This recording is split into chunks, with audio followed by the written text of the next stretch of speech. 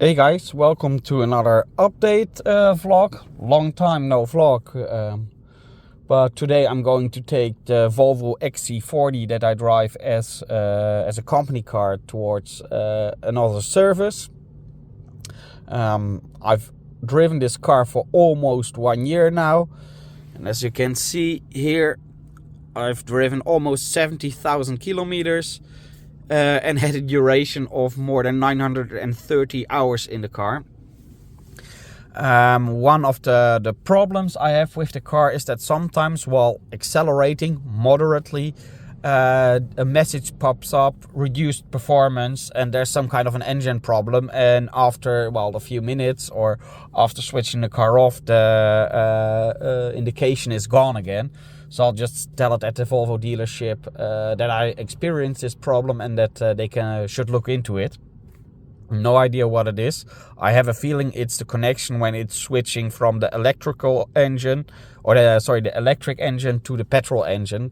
That somewhere there, when switching it, it causes the error, but I don't feel anything apart from in the car. So maybe it's a sensor which is faulty or whatever, but I'm not an expert. I'll let the Volvo dealership decide it. On the other hand, the Volvo dealership told me that this car only has a contract for 120,000 kilometers. But as you can see, I'm almost at 170,000 kilometers. And although I am very neatly registering the kilometers when I'm filling the car up, I haven't received anything from the leasing company that they need the car back. So I'm quite interested if I get the car back after the service, or that they'll switch it anyhow. And I'll do a video on my experience with this car later on. So that wraps up the scene for now. Talk to you later. So I was just at the dealership, dropped off my XC40, told them about the problem I had with the reduced engine performing sign coming on sometimes. And after that, they gave me a Volvo V40 as a courtesy car, but this one is a normal petrol one. I have to see which one it is exactly. And the fun thing is, this is one with a manual gearbox. That's something you don't see that often. And now I can note the differences between this car and mine, more like the options it has, because this one is the car with an inscription package, which is the most expensive or the top package Volvo offers on its cars. So you can see you have the leather seats, which I don't have. I have the standard cloth seats. You have the leather sport seats here. It has a Harman Kardon sound system. It has seat heating. That's something I do miss. But on the other hand, this is just one zone climate control, whereas I have 2-zone climate control.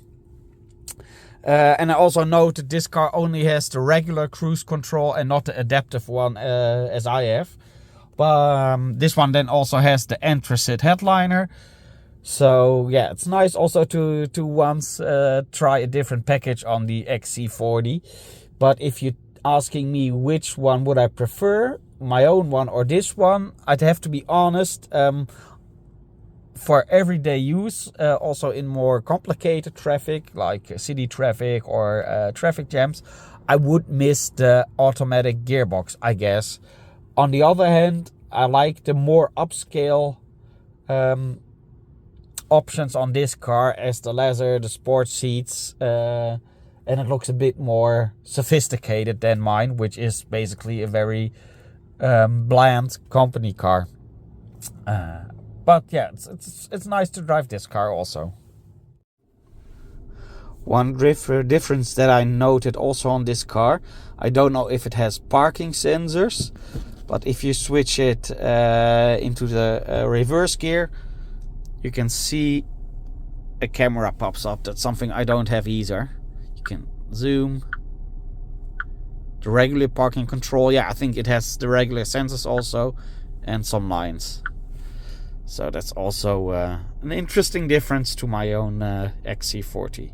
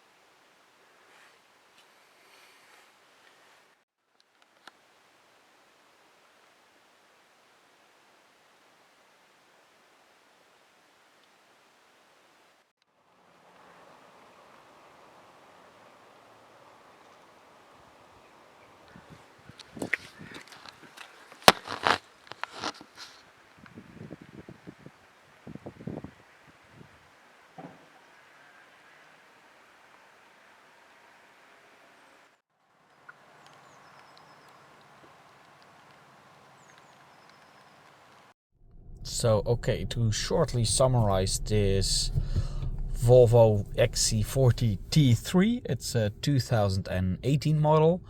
I've driven just over 50 kilometers, which obviously isn't that much. I've driven this car for 52 kilometers. And I had a consumption of 7.6 liters on 100 kilometers. My driving profile was mostly in town and between the towns here on a secondary road, maximum 80-90 kilometers an hour.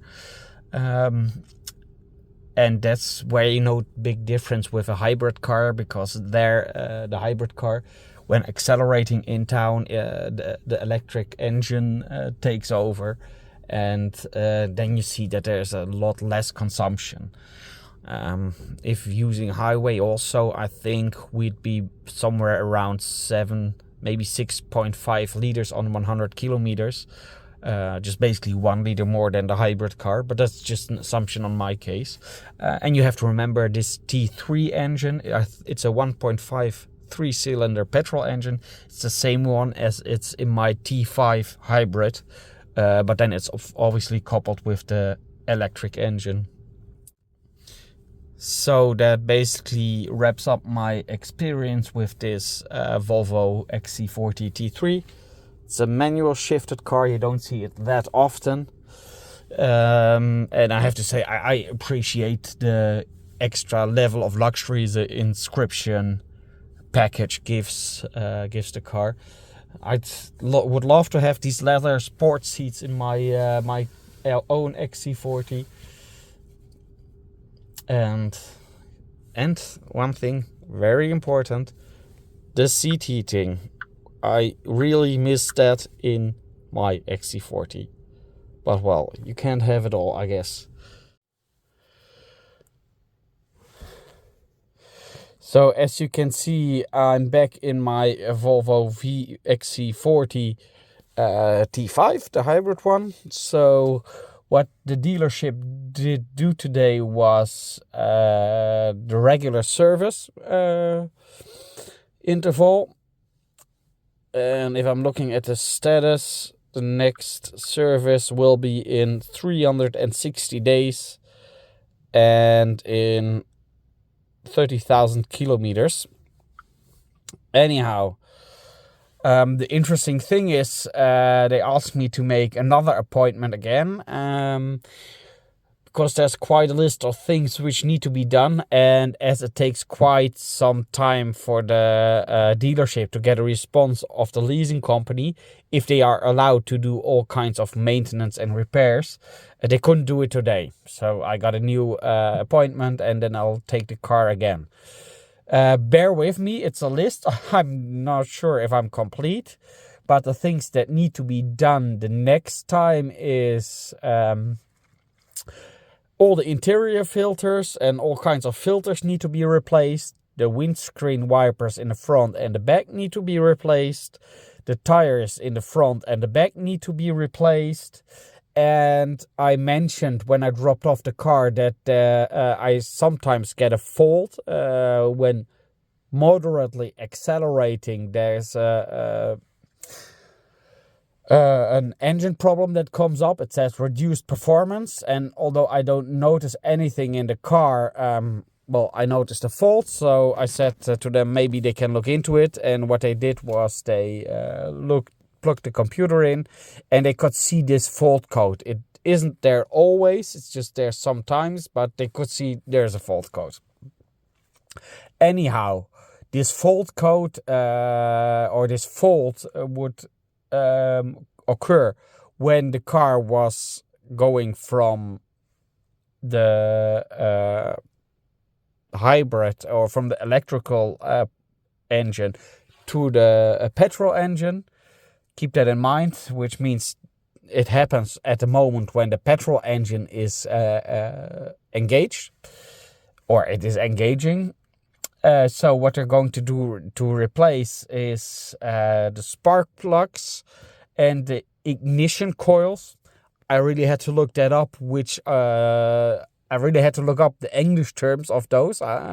They mentioned it to me in Dutch, and of course, I don't know by heart what the translation is. So they're going to replace the ignition coils and spark plugs to see if that helps to resolve this fault, because they can see when the fault arises, one cylinder is misfiring or not participating very well. And you have to keep in mind, this car only has 3 cylinders, so that's 1/3 of the cylinders doesn't work that way.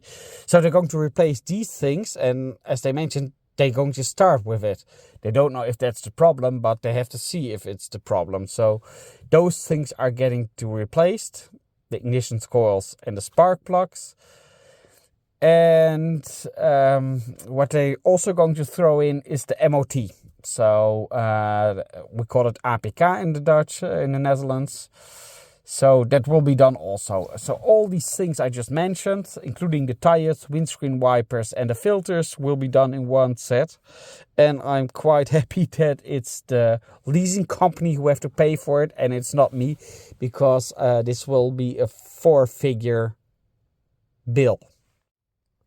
Anyhow, thank you for watching. It concludes this vlog, and see you next time.